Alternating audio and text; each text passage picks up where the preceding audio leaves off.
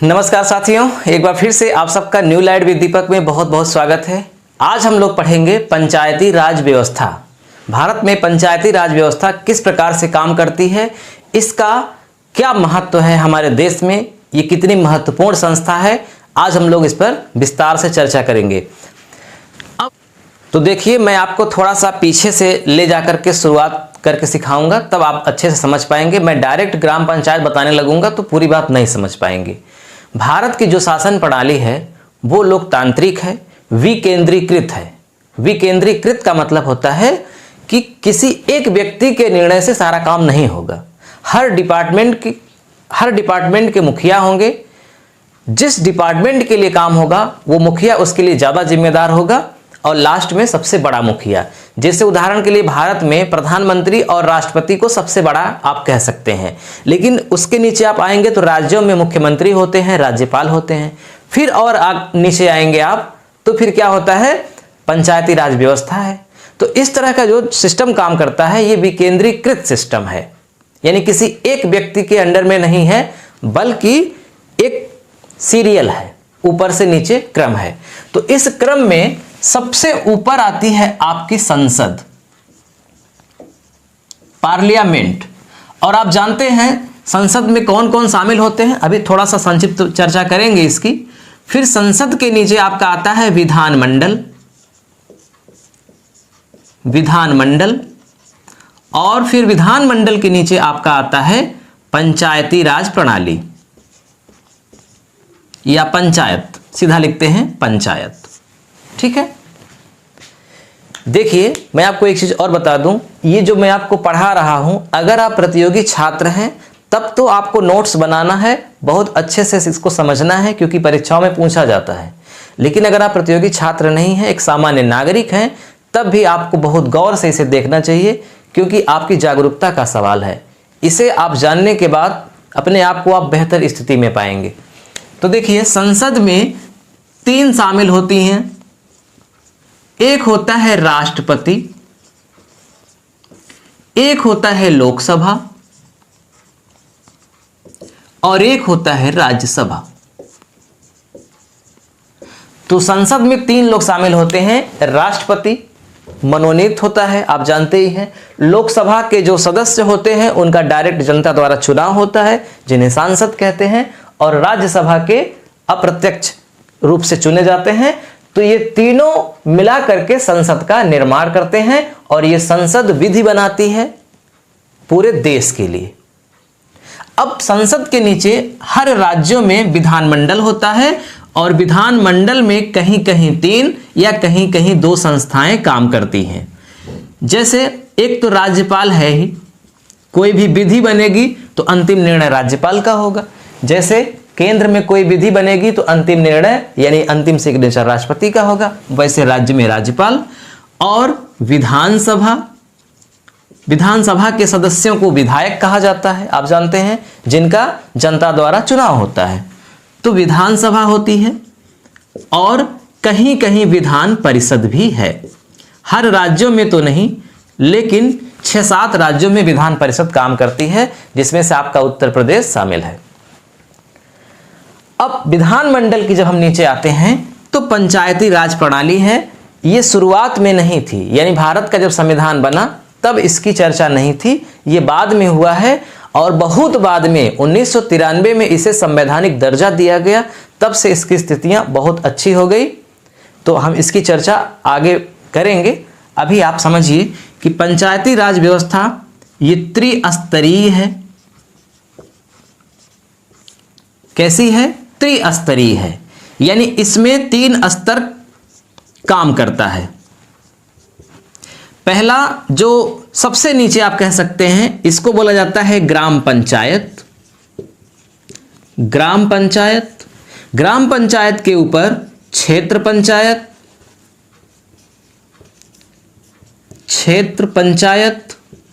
और क्षेत्र पंचायत के ऊपर जिला पंचायत। ठीक है, यह है गांव के लिए। किनके लिए? गांव के लिए। अब यही चीज शहर के लिए अगर करेंगे तो शहर में भी अगर बड़ा शहर है, जनसंख्या ज्यादा है, तो 3 स्तर है, अन्यथा 2 स्तर।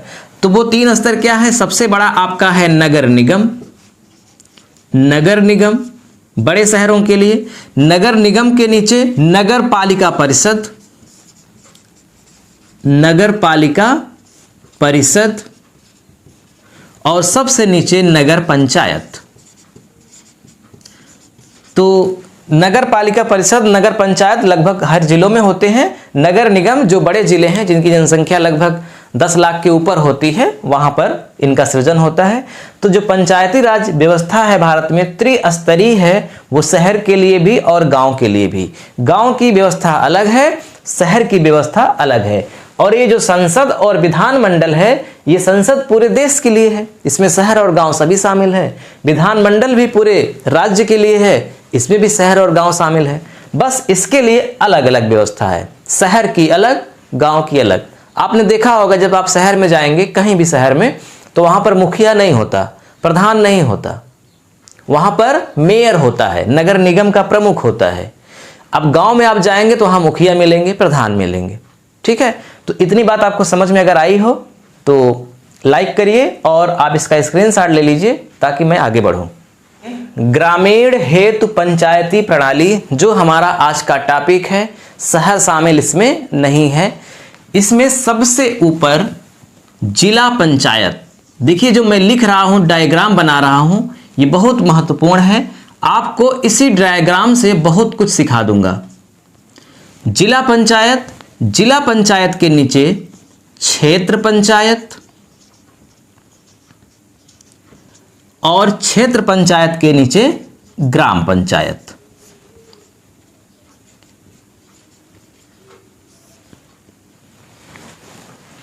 जिला पंचायत में 2 तरह के सदस्य होते हैं।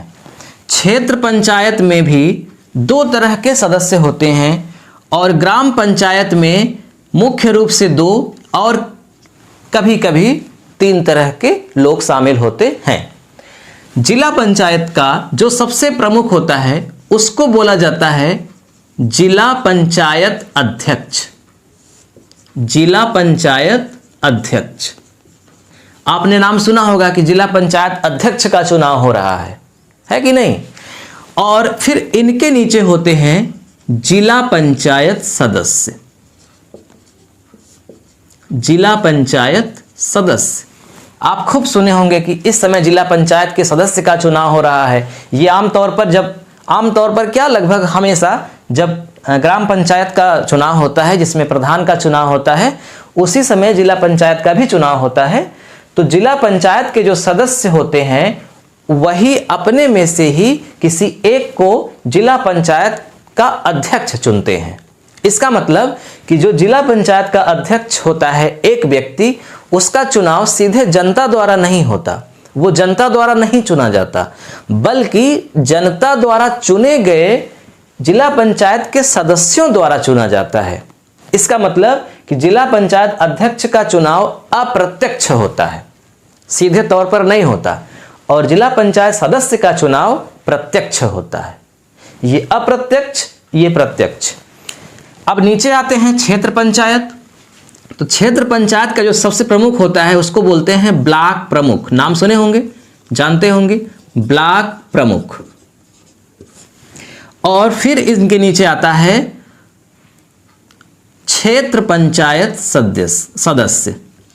क्षेत्र पंचायत सदस्य,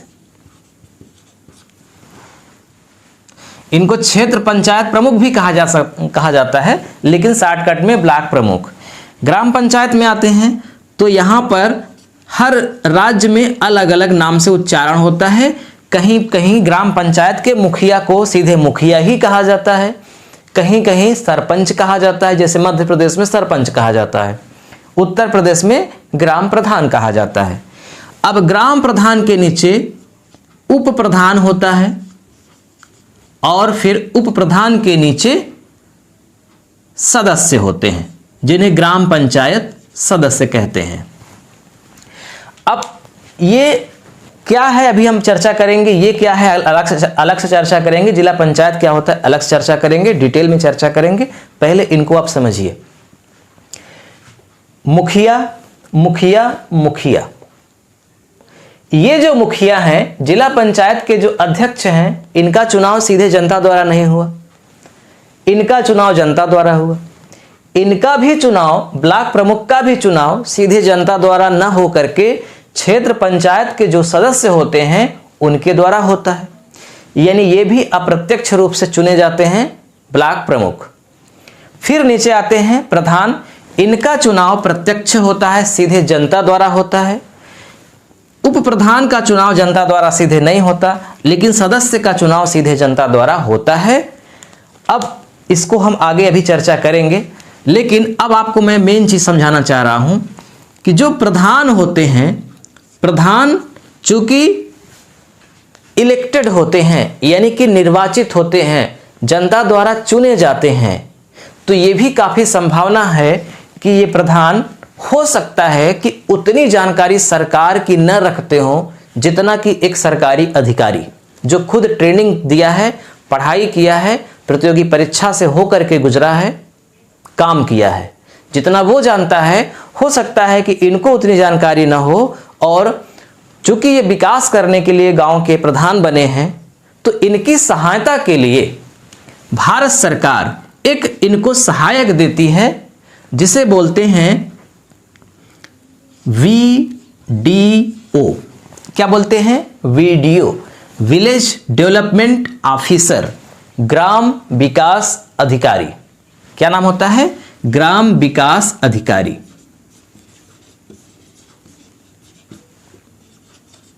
विलेज डेवलपमेंट ऑफिसर। तो एक जनता द्वारा चुना गया और एक सरकार द्वारा चुना गया या परीक्षा के द्वारा सिलेक्ट हुआ व्यक्ति, ये दोनों मिलकर के एक गांव के लिए काम करते हैं। अब जब हम इनके ऊपर चलते हैं तो ब्लॉक प्रमुख जो होते हैं वो भी एक तरह से जनता द्वारा चुने गए हैं, तो यही संभावना उनके साथ भी है कि हो सकता है कि उनको अच्छी जानकारी ना हो, अच्छा परफॉर्म न कर पाए, सरकार की नीतियों पॉलिसियों के बारे में ज़्यादा जानकारी न हो, या अगर है भी तो 5 साल के लिए ही हुए हैं, तो कुछ गड़बड़ भी हो सकता है। इसलिए इनकी सहायता के लिए BDO होते हैं। क्या होते हैं? BDO, ब्लॉक डेवलपमेंट ऑफिसर, खंड विकास अधिकारी। मैं बोल रहा हूं, आप सुनते जाइए। ब्लॉक डेवलपमेंट ऑफिसर, खंड विकास अधिकारी किनके साथ काम करते हैं? ब्लॉक प्रमुख के साथ। अब ऊपर चलते हैं, जिला पंचायत जो अध्यक्ष होते हैं, चूंकि ये भी जनता द्वारा चुने जाते हैं, तो इनकी मदद के लिए सरकार क्या देती है? एक बड़ा अधिकारी जिनका नाम है CDO, chief development officer. Chief development officer का मतलब, चीफ मतलब मुख्य, डेवलपमेंट मतलब विकास, ऑफिसर मतलब अधिकारी, मुख्य विकास अधिकारी, यहां खंड विकास अधिकारी। इतनी बात आपको समझ में आई? अब आपसे मैं एक प्रश्न पूछता हूं, कमेंट बॉक्स में लिखिएगा, बताइएगा। अगर एक क्षेत्र, मैं गांव से शुरू करता हूं क्योंकि एकदम प्रैक्टिकल आपको जानकारी होगी। आमतौर पे होता क्या है कि गांव में 15 अगस्त 26 जनवरी को झंडा नहीं फहराया जाता, फहराया भी जाता है तो प्राइमरी विद्यालय में बच्चों द्वारा, अध्यापकों द्वारा। अगर मान लीजिए उस गांव का प्रधान बहुत पढ़ा लिखा है और वो चाहता है कि झंडा फहराना भी हमारा एक संवैधानिक अधिकार है, मौलिक अधिकार है, मौलिक कर्तव्य है, सब कुछ है हमारा, तो क्यों ना हम भी झंडा फहराएं। तो अगर मान लीजिए कि एक कार्यक्रम निश्चित किया गया, गांव के लोगों को इकट्ठा किया गया और झंडा फहराने की बात आई, तो आप बताइए, कमेंट बॉक्स में लिखिए कि झंडा गांव का प्रधान फहराएगा या VDO फहराएगा। विलेज डेवलपमेंट ऑफिसर यानी जो सरकार की तरफ से बैठा हुआ है अधिकारी, वो झंडा फहराएगा या प्रधान फहराएगा, ये आपको कमेंट बॉक्स में लिखना है। और ध्यान रखिएगा, अगर यहां झंडा VDO फहराएगा तो ब्लॉक में भी VDO और जिले में भी CDO, और अगर यहां पे प्रधान फहराएगा तो फिर ब्लॉक में ब्लॉक प्रमुख और ऊपर जिला पंचायत अध्यक्ष। तो सोचकर जवाब दीजिएगा कि गांव में झंडा कौन फहराएगा। चलिए अब हम आते हैं अपने मेन टॉपिक पर कि ये जो ग्राम पंचायत है ये क्या होती है। तो हमने दो शब्द लिखे हैं, एक शब्द है ग्राम सभा और एक है ग्राम पंचायत। इनमें क्या अंतर है पहले ये समझिए, इनकी परिभाषा में मत जाइए। जब आप इनका अंतर समझ जाएंगे तो इनकी परिभाषा भी समझ जाएंगे। ग्राम सभा का मतलब क्या होता है, एक बार उत्तर प्रदेश पीसीएस की परीक्षा में पूछा गया था ग्राम सभा किसे कहते हैं, और बहुत बच्चों ने गलत किया था। तो ग्राम सभा जो होता है वो मैं पहले लिख देता हूं, किसी ग्राम की निर्वाचक सूची में दर्ज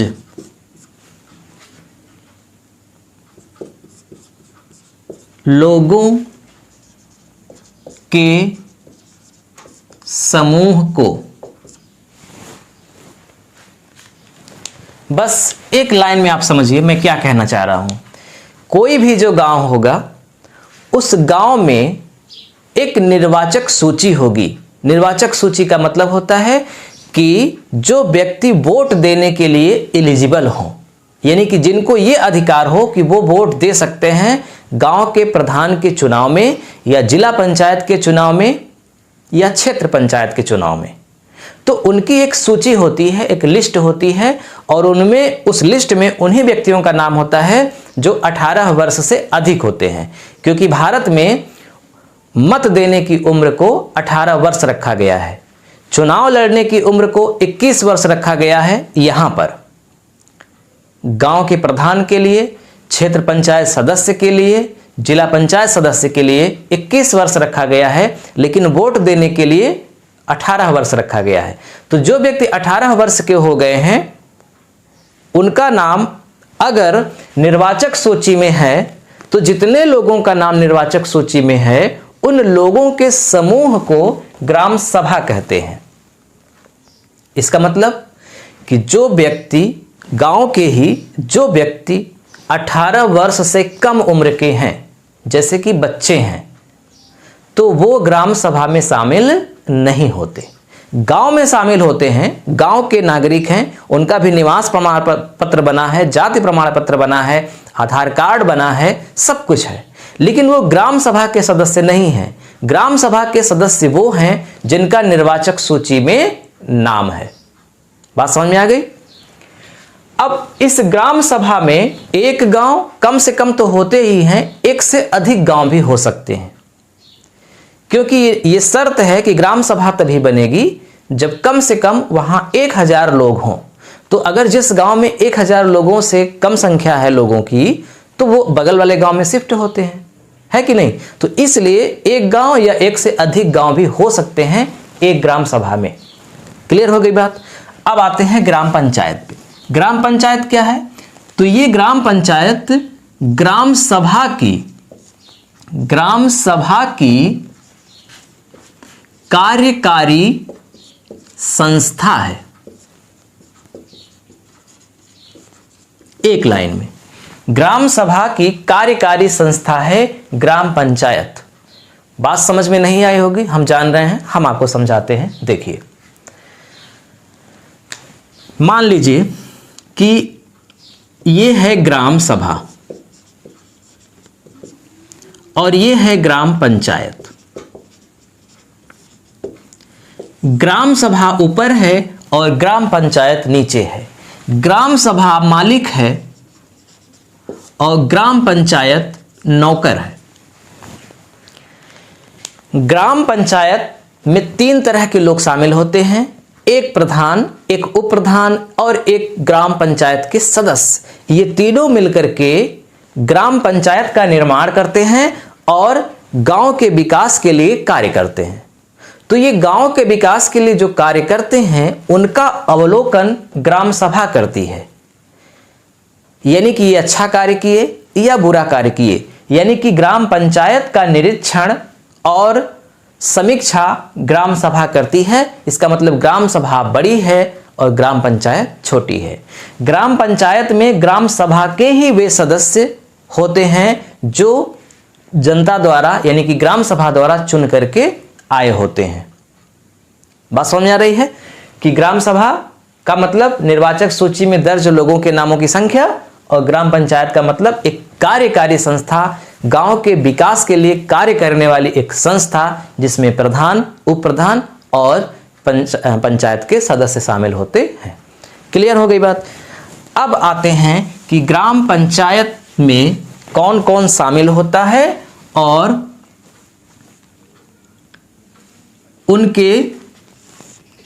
उनका चुनाव कैसे होता है और उनका कार्यकाल कैसे होता है। तो आप इसमें देखिए कि एक होते हैं प्रधान, एक होते हैं उप प्रधान, पंचायत की मैं बात कर रहा हूं, प्रधान, उप प्रधान और सदस्य। पूरी ग्राम पंचायत का जो कार्यकाल है वो पूरे भारत में 5 वर्ष है।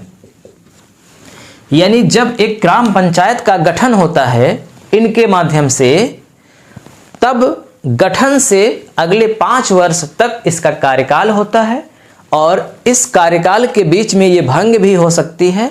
तो कैसे भंग होती है, फिर कैसे चुनाव होता है, और फिर चुनी हुई ग्राम पंचायत का कार्यकाल कब तक होता है, अभी हम सब कुछ चर्चा करेंगे। इसमें जो प्रधान होते हैं उनका चुनाव सीधे जनता द्वारा होता है, ग्राम सभा द्वारा ग्राम प्रधान का चुनाव होता है, जनता द्वारा सदस्यों का चुनाव होता है। प्रधान की संख्या किसी ग्राम सभा में एक ही होती है, उप प्रधान की संख्या किसी ग्राम सभा में एक ही होती है, और सदस्यों की संख्या कम से कम 9 और अधिक से अधिक 15 होती है। ये आपको ध्यान में रखना है। चाहे जितनी छोटी ग्राम सभा हो, वहां कम से कम 9 ग्राम पंचायत सदस्य होंगे या फिर अधिकतम 15। तो ये इसका निर्धारण कैसे होता है कि कब 9 होंगे, कब 15 होंगे। तो इसका एक सिस्टम बनाया गया है। अगर 1000 की ही जनसंख्या है, 1000 तक ही है, तो इसमें 9 सदस्य शामिल होंगे। 9 सदस्य प्लस एक प्रधान और एक उप प्रधान है तो उप प्रधान, वरना उप प्रधान को छोड़िए। अभी 9 सदस्य और एक प्रधान यानी कि 10 लोग मिलकर के एक ग्राम पंचायत बनाते हैं। अगर कम से कम 1000 लोग ग्राम सभा में शामिल हैं तब। अगर 1000 से ज्यादा हैं और 2000 से कम है, यानी 1000 से 2000 के बीच में अगर हैं, जैसे मान लीजिए 1800 लोग हैं, 1900 लोग हैं, तब 9 से बढ़ करके इनकी संख्या 13 हो जाती है और प्रधान एक ही रहता है। अगर इनकी संख्या, ग्राम सभा के सदस्यों की संख्या 2000 से 3000 के बीच में है, तब सदस्यों की संख्या, सॉरी यहां पे 11 होना चाहिए था, मैं गलत कर दिया, 11 और यहां पर 13। फिर से समझ लीजिए, 1000 से 2000 के बीच में लोग हैं तो 11 सदस्य होंगे, 2000 से 3000 के बीच में है तो 13 सदस्य होंगे, और अगर 3000 से ऊपर हो गए, चाहे जितना ऊपर, तो 15 सदस्य होंगे। यानी किसी गांव की जनसंख्या अगर 30,000 भी है, तब भी वहां ग्राम पंचायत के सदस्यों की संख्या 15 ही रहेगी। ठीक है, तो इस तरह से इनके संख्या आपने देखा, और इनका चुनाव कैसे होता है ये भी आपने देखा। अब देखिए यहां जो उप प्रधान की भूमिका है, ये होता क्या है कि जब ग्राम पंचायत के सदस्य चुने जाते हैं सीधे जनता द्वारा, तब इन्हीं में से कोई किसी एक को उप प्रधान के लिए चुना जाता है बहुमत द्वारा। प्रश्न ये उठता है कि अगर ग्राम पंचायत भंग हो जाए तो क्या होगा। ग्राम पंचायत भंग होने के कई कारण हैं। पहला कारण तो ये कि हो सकता है कि ग्राम प्रधान की मृत्यु हो जाए, या ग्राम प्रधान त्याग पत्र दे दे, या ग्राम प्रधान के विरुद्ध अविश्वास प्रस्ताव लाया जाए और वो बर्खास्त हो जाए, तो भी ग्राम पंचायत बर्खास्त हो जाएगी। यही तरीका है, इन्हीं में से हटना पड़ेगा लोगों को, तभी ग्राम पंचायत हटेगी। तो देखिए, अगर मान लीजिए ग्राम पंचायत का कार्यकाल 5 वर्ष के लिए है, तो अगर 5 वर्ष पूरे होने में सिर्फ 6 माह ही बाकी हैं और ग्राम पंचायत हट गई, बर्खास्त हो गई, तो फिर से चुनाव नहीं होगा। और अगर फिर से चुनाव होगा भी तो 5 वर्ष के लिए होगा, यानी जो नई ग्राम पंचायत का गठन होगा वो अगले 5 वर्ष के लिए होगा। लेकिन अगर 6 महीने से ज़्यादा का समय है, जैसे मान लीजिए कि अभी मैं आज की तारीख को मानता हूं 22 मार्च 2021, तो ये कब तक चलेगी? 21 मार्च 21/5/26 2026 यहां तक चलेगी। तो मान लीजिए 22 मार्च को ग्राम पंचायत का गठन हुआ और ये 2022 में ही बर्खास्त हो गई, तो अब जो नई ग्राम पंचायत का गठन होगा वो 22 से 27 तक के लिए नहीं होगा, 5 साल के लिए नहीं होगा। जो नई ग्राम पंचायत का गठन होगा वो सिर्फ इसी तारीख तक के लिए होगा, यानी पुरानी जो ग्राम पंचायत का कार्यकाल था पूरा उसी समय के लिए होगा, उसके आगे तक नहीं जाएगा। मान लीजिए कि ये 23 में बर्खास्त होती है अगर, तब भी 21 मार्च 26 तक ही नई ग्राम पंचायत का कार्यकाल चलेगा।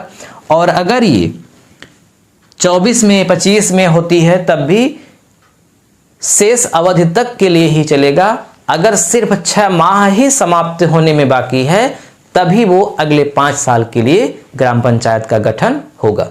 ये बात क्लियर हो गई। अब देखते हैं कि ग्राम प्रधान को कैसे हटाया जा सकता है। ग्राम प्रधान का हटना।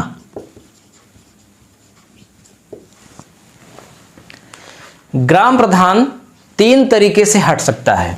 पहला तरीका तो यह है कि स्वयं त्याग पत्र दे दे।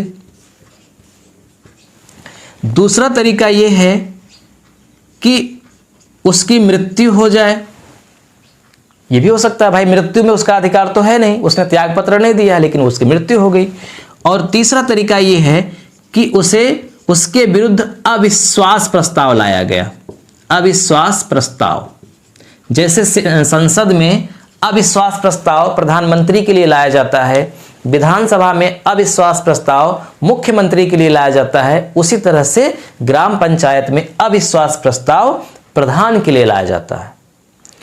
अब त्याग पत्र का मतलब हुआ कि जब ये ग्राम प्रधान त्याग पत्र देने की इच्छा जाहिर करेगा तो वो गांव में किसी को नहीं देगा। वो त्याग पत्र जाएगा जिले में, और जो जिले का अधिकारी होता है जिसका नाम है डीपीओ। क्या नाम होता है? डीपीओ, डिस्ट्रिक्ट पंचायत राज ऑफिसर या जिला पंचायत राज अधिकारी। जिला पंचायत राज अधिकारी, डीपीओ के यहां ग्राम प्रधान अपना त्याग पत्र देगा और डीपीओ इसे 7 दिन तक कम से कम रखेगा। अगर 7 दिन के भीतर ये अपना त्याग पत्र वापस नहीं लेता है तो इसके त्याग पत्र को स्वीकृति मिल जाएगी और इसको त्याग मतलब पद से हटा दिया जाएगा।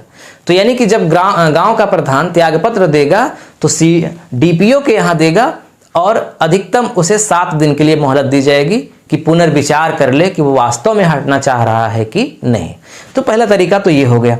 दूसरा, अगर उसकी मृत्यु हो गई तो इस पर किसी का नियंत्रण ही नहीं है, तो फिर से प्रधान का चुनाव होगा, फिर से नई पंचायत का चुनाव होगा और शेष अवधि के लिए ही होगा, जैसे अभी मैं बताया।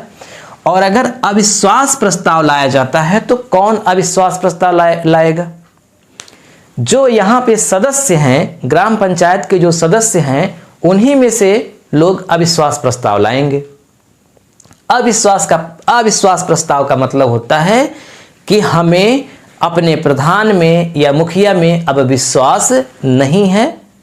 इस विश्वास पर खरे उतरने के लिए वोटिंग कराई जाती है और आधे से अधिक लोग अगर इस बात के लिए स्वीकृत हो जाएं कि प्रधान ठीक नहीं है, इसे हटा देना चाहिए, ठीक है, तो ये हट जाएगा। बस थोड़ी सी अलग प्रक्रिया होगी कि यहां से जब अविश्वास प्रस्ताव पास हुआ, यानी कि सदस्यों के बीच जब अविश्वास प्रस्ताव पास हुआ तो इसकी रिपोर्ट डीपीओ के यहां जाएगी और 15 दिन के भीतर डीपीओ गांव में खुद आकर के इसका मूल्यांकन करेगा, जांच करेगा और अगर सही पाया जाता है तो प्रधान को हटा दिया जाएगा और नए पंचायत का गठन होगा और शेष समय के लिए ही गठन होगा। अविश्वास प्रस्ताव लाने की शर्तें हैं।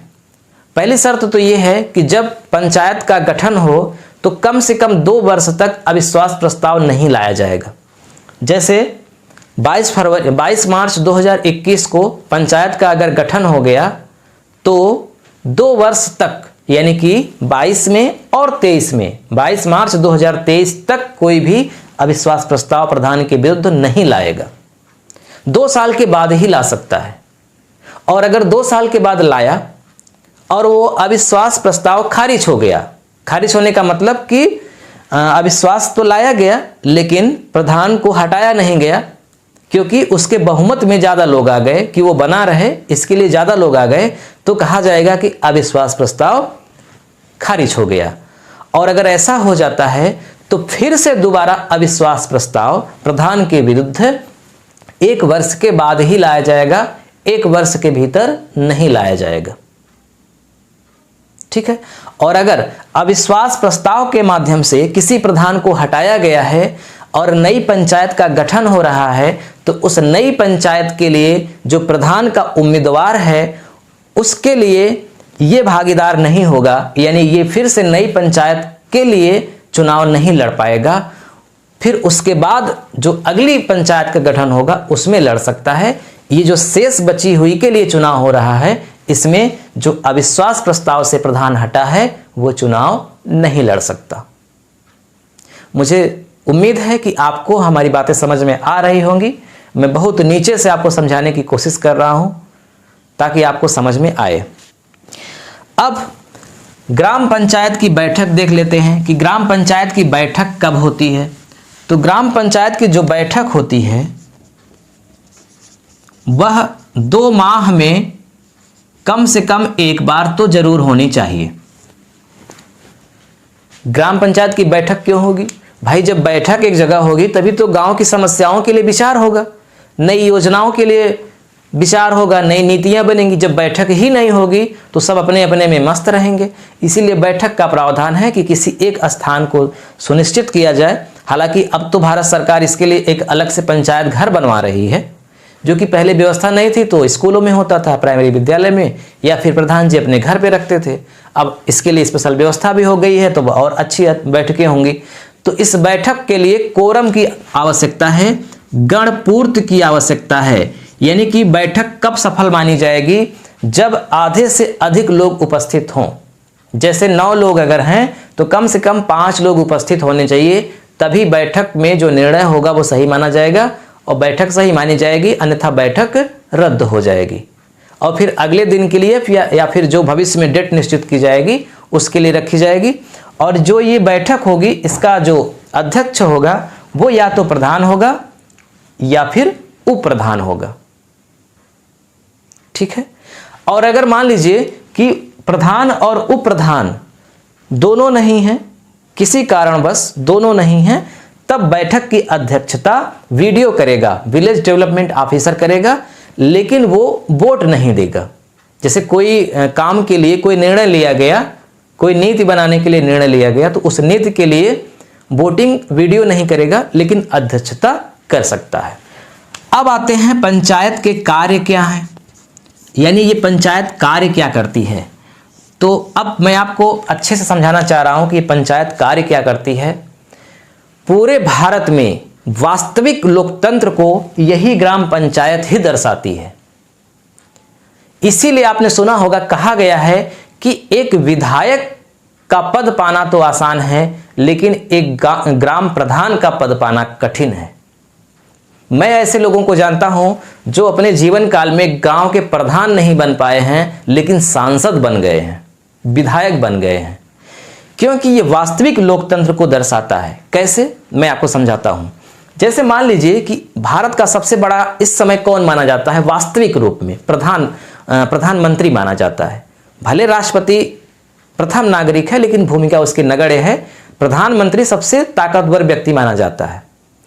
प्रधानमंत्री भी सीधे जनता द्वारा नहीं चुना जाता, सांसद सीधे जनता द्वारा चुने जाते हैं और उन्हीं सांसद का एक मुखिया चुन लिया जाता है, वो प्रधानमंत्री होता है। तो वो प्रधानमंत्री भी सीधे जनता के बीच में नहीं आ पाता, ना ही जनता द्वारा सीधा चुनाव हुआ है और ना ही वो जनता के बीच में एक तरह से आया है, तो उसको वास्तविक समस्याओं के बारे में सीधी जानकारी नहीं मिलती, बल्कि जो पहुंचाई गई जानकारी सूचनाओं के माध्यम से जानकारी मिलती है। सही पहुंचाई गई कि झूठी पहुंचाई गई, ये पहुंचाने वाले पर निर्भर है। लेकिन और यही चीज होता है राज्यों में मुख्यमंत्री के भी साथ, विधायक के भी साथ। विधायक भी सीधे जनता द्वारा चुन लिए गए हैं, लेकिन बीच में उपस्थित नहीं होते हैं। वो आप विधानमंडल में रहेंगे, जनता के बीच में कहाँ आएंगे ज़्यादा। लेकिन जो गांव का प्रधान होता है वो 24 घंटे जनता के बीच में रहता है, क्योंकि वो उसी गांव का निवासी है, उसी गांव का निवासी है, उसी ग्राम सभा का सदस्य है, और जिन लोगों ने उसे मत दे करके बनाया है उनके ही बीच में वो 24 घंटे रह रहा है। इसलिए उनकी समस्याओं को वो वास्तव में जानता है, और चूंकि उनकी समस्याओं को वास्तव में जानता है, इसलिए उसका निदान भी वो वास्तव में करना चाहेगा। इसलिए लोकतंत्र की सबसे बड़ी जो पद है कह सकते हैं वो ग्राम प्रधान का है। इसलिए इनके कार्य भी सबसे महत्वपूर्ण हैं, और भारत के संविधान में ग्राम पंचायत के कुल 29 कार्य बताए गए हैं। हम जब आपको विस्तार से संविधान के हिसाब से आपको पढ़ाएंगे अगले वीडियो में, तब हम आपको सिखाएंगे कि इनके कार्य का निर्धारण कैसे हुआ, बलवंत राय मेहता समिति क्या थी, अशोक मेहता समिति क्या थी, एलएम सिंघवी समिति क्या थी, इन समितियों ने क्या क्या सुझाव दिए थे इन सब के लिए, और किनके से सुझाव से ये सब हुआ है, ये हम आगे आपको बताएंगे। तो इनके जो पंचायत के जो कार्य हैं वो 29 कार्य हैं, और उन 29 कार्यों में मैंने सभी की लिस्ट आपके सामने रखी है। इतने कार्य ग्राम पंचायत के हैं, पेयजल, सड़क, गरीबी उन्मूलन, शिक्षा, ये सब बहुत काम है ग्राम पंचायत के। अब ग्राम पंचायत को निधि कहाँ से मिलती है? तो ग्राम पंचायत को जो निधि मिलती है, ग्राम पंचायत की स्वयं की एक निधि होती है। जैसे सांसद निधि होती है, पीएम निधि होती है, पीएम फंड, संचित निधि होती है केंद्र में, वैसे ही गांव में एक ग्राम पंचायत निधि होती है। उस निधि में केंद्र अनुदान करता है, लेटरिंग बन रहा है, केंद्र अनुदान कर रहा है। जो राज्य की योजनाएं होती हैं वो राज्य अनुदान करता है, यानी केंद्र भी इस निधि में देता है, अंश देता है, राज्य भी देता है। और ग्राम पंचायत को अधिकार है कि वो कर भी ले सकती हैं, जैसे बाजार लगवा रही हैं, मेला लगवा रहे हैं, तालाब में मछली पालन करा रहे हैं, या कोई खुद से कोई फैक्ट्री की स्थापना कर दिया, उस पर जो टैक्स लग रहा है या उससे जो प्रोडक्शन हो रहा है, उनकी जो आय है वो भी इसी निधि में जमा होती है, और फिर ये निधि गांव के विकास के लिए होती है। ठीक है। अब गांव का जो प्रधान होता है उसको वेतन नहीं मिलता, लेकिन मानदेय के रूप में उत्तर प्रदेश में 3500 रुपये प्रति माह मिलता है। 3500 रुपये प्रति माह प्लस 15,000 रुपये यातायात भत्ता, यातायात किराया कह सकते हैं। किराया इसलिए क्योंकि प्रधान का ये कर्तव्य होता है कि वो गांव से शहर योजनाओं के लिए उसका आना जाना लगा रहता है, ब्लॉक में आना जाना लगा रहता है, यानी दौड़ धूप उसको करनी पड़ती है, जिसके लिए उसको यातायात शुल्क दिया जाता है। तो इस तरह से इनको मानदेय के रूप में दिया जाता है। हर राज्य में अलग अलग है, कहीं कुछ भी नहीं है, किसी राज्य में बिल्कुल शून्य है, कहीं इससे ज़्यादा है, कहीं इससे कम है। तो ये है पूरा आपका सिस्टम। तो आज हम लोगों ने ये सीखा कि ग्राम सभा क्या होती है, ग्राम पंचायत क्या होता है, ग्राम प्रधान क्या होते हैं, ग्राम पंचायत सदस्य क्या होते हैं, इनका कार्यकाल, इनका चुनाव, इनका त्यागपत्र कैसे होता है, बैठक कैसे होती है, कौन कौन से कार्य हैं, निधि कहाँ से आती है, ये सब। अब हम अगले वीडियो में आपको ये बताएंगे कि भारत में ये जो पंचायती राज प्रणाली है इसकी ज़रूरत क्यों पड़ी, गांधी जी ने इसके लिए सबसे अधिक क्यों प्रयत्न किया। ये गांधी जी की ही देन है, जो संविधान के अनुच्छेद 40 में लिखा गया था कि भारत में ग्राम पंचायत का गठन होना चाहिए, उसी के कारण ही आज ये संभव हुआ है। तो क्यों चाहते थे वो, इसका क्या इतिहास रहा है, और किस तरह से हमारे संविधान में इसको जोड़ा गया, अनुसूची 11 और अनुसूची 12 में क्यों इसको जोड़ा गया, और फिर कौन कौन से अनुच्छेद में इसका वर्णन है, ये सब हम विस्तार से अगले वीडियो में चर्चा करेंगे। और फिर अगले ही वीडियो में क्षेत्र पंचायत के बारे में जानेंगे और जिला पंचायत के बारे में जानेंगे। फिर उसके अगले वीडियो में नगर निगम, नगर पालिका, नगर पंचायत के बारे में विस्तार से जानेंगे। तो कैसा लगा वीडियो कमेंट करके बताइएगा। हमारे बताने के दरमियान हो सकता है कि कुछ बातें छूट गई हों, तो उसको भी आप नोट डाउन करिएगा, ताकि मैं जब अगले वीडियो में आपके सामने उपस्थित हूँ तो उस पर चर्चा कर दूँ और आपका डाउट्स क्लियर हो जाए। ठीक है, वीडियो देखने के लिए बहुत बहुत धन्यवाद। मिलते हैं अगले वीडियो में। नमस्कार।